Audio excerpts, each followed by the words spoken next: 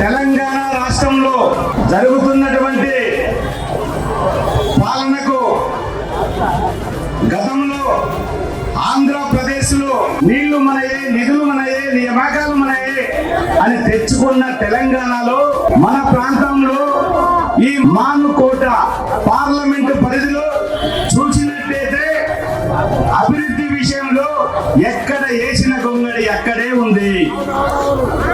Manukota parliament పరిధిలో ఉన్నటువంటి 7 నియోజకవర్గాలలో 5 జిల్లాలో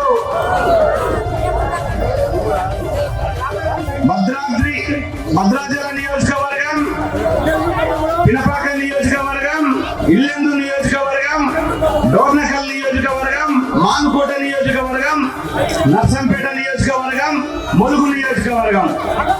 ఇందులో 6 నియోజకవర్గాలు గిరిజనులు అత్యధికంగా ఉన్నటువంటి నియోజకవర్గాలు.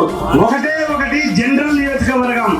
అంటే రాష్ట్ర వ్యాప్తంగా గత పాలకులు 6 నియోజకవర్గాల్లో నివసిస్తున్నటువంటి ఆదివాసి గిరిజనులు బడుగు బలహీన వర్గాలకు ఏ మాత్రం కూడా నిధులు ఇయ్యలేదు, నియామకాలు ఇయ్యలేదు, అభివృద్ధి ఫలాలు అందలేదు.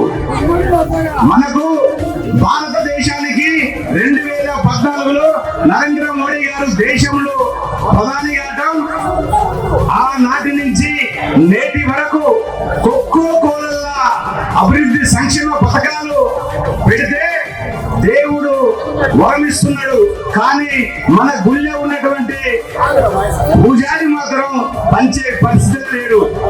ఆ కారణంగా ఈ యొక్క మానుకోట పార్లమెంటు నియోజకవర్గం అభివృద్ధికి ఆమెడ దూరంగా ఉండిపోయింది. కానీ అభివృద్ధి ఫలాలు మాత్రం ఏ మాత్రము ఒక్క ఆదివాసికి కాదు, గిరిజనులు కాదు, బడుగు బలహీన వర్గాలకు కాదు, పేదలకు కాదు, ఎవరికి చేరినటువంటి పథకాలు లేవు.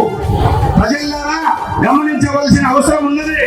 ఎందుకంటే ఈ రోజు భారతదేశం మొత్తం కాకుండా అభివృద్ధి దశలో దూసుకుపోతుంటే మానుకోట పార్లమెంట్ యొక్క నియోజకవర్గం మాత్రము ఆదివాసులే కదా. ఒక పక్క పోలవరంలో అంతరించిపోయారు ఆదివాసులు, ఒక పక్క ఓపెన్ క్యాస్ట్ల పేర్ల మీద, బొగ్గుల పేర్ల మీద ఇక్కడ ఉన్నటువంటి పేద ప్రజలను పూడుస్తున్నటువంటి ప్రభుత్వాలు ఏ అంటే చూసినట్టయితే కాంగ్రెస్ పార్టీని చూశాం, నిన్నటి దాకా పరిపాలించినటువంటి టిఆర్ఎస్ పార్టీని చూశాం. మనకు ఏ మాత్రం చేరిన దాఖలు లేవు. ఒక్కసారి ఆలోచించండి, భారతదేశంలో నరేంద్ర మోడీ గారి యొక్క సంక్షేమ పథకాలు ఏ విధంగానైతే అందాల అన్నగారి యొక్క సంక్షేమ పథకాల గురించి వాళ్ళు వివరిస్తారు కనుక మనమంతా కూడా మనం ఇన్నది మనలో పెట్టుకోకుండా నలుగురికి పంచినప్పుడే ఫలితం ఉంటుంది. ప్రజలారా ఆలోచించండి, మోడీ ఏ విధంగానైతే రోజుకి 24 గంటలలో 18 గంటలు మన కోసం పనిచేస్తున్నాడు, పేదల కోసం పనిచేస్తున్నాడు, బడుగు బలహీన వర్గాల కోసం పనిచేస్తున్నాడు. భారతీయ జనతా పార్టీ పుట్టిందే బడుగు బలహీన వర్గాల కోసం, పేదల కోసం. భారత గడ్డ మీద పుట్టినటువంటి ప్రతి భారతీయుడి యొక్క సంక్షేమం కోసమే భారతీయ జనతా పార్టీ ఆవిర్భవించింది.